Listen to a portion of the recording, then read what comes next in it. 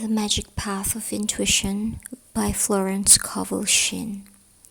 Lesson number 7. The House That Faith Built. Faith is simply knowing that God can do it.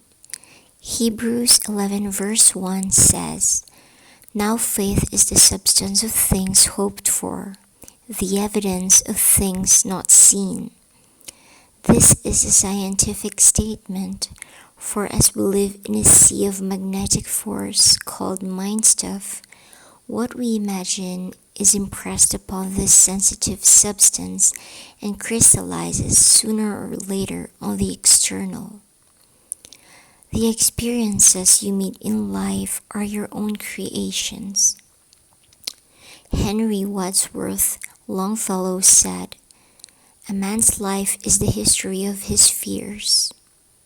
Why not make it the history of your faith so someday you can say, "This is the health that faith built.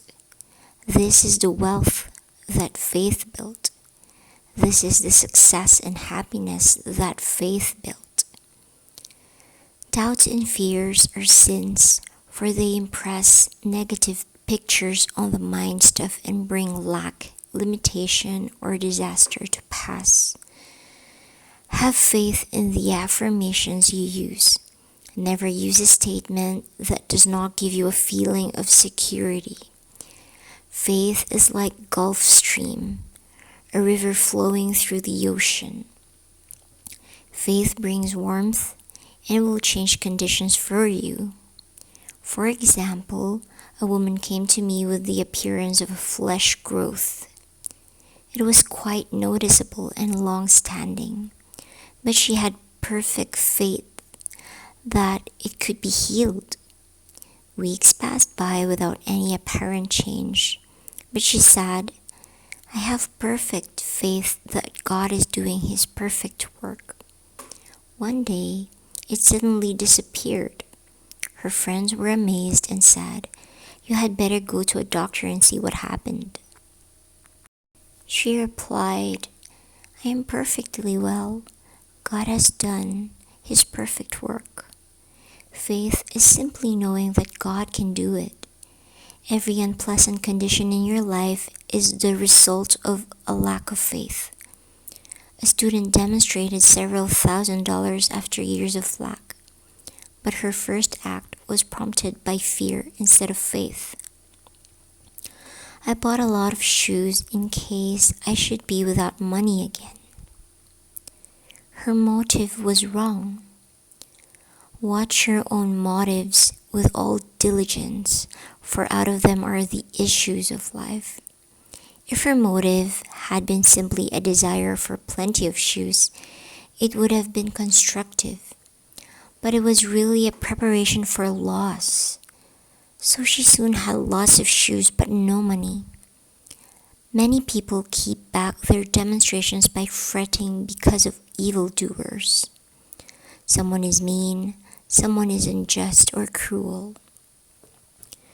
Resentment is a violation of the law of love, goodwill, and is a barrier to your desires. Trust in the Lord and do good means to never doubt the power of God. Trust infinite intelligence with the management of your affairs. Never interfere with doubts or worry, and let every act be prompted by good motives. Follow your intuitive leads and prepare for the blessings you have asked for, regardless of adverse appearances. True prayer means preparation. For example, a lady wanted a radio, made a place for it in the corner, and kept the spot dusted. If your demonstration lags, you haven't dusted it. The explorer and adventurer in you will see you through. It is your divine self, the superconscious, which knows no defeat or failure. With fearless faith, mountains are removed from your subconscious. Therefore, they disappear in the external. The lions on your pathway will be powerless to harm you when you turn to the universal power for protection and send goodwill to the lions. You can never receive what you cannot see yourself receiving, for everything comes through you, not to you. An athlete said he was working on his broad jump. He was lying there, seeing a win. A person with a success consciousness is someone who doesn't know he is a failure, even when he fails. His vision of success is strong. He is unmoved by adverse conditions. Keep yourself wound up. Activate faith. Affirm, I am wide awake to my good. I never miss a trick. Again, I am wide awake to my good. I never miss a trick.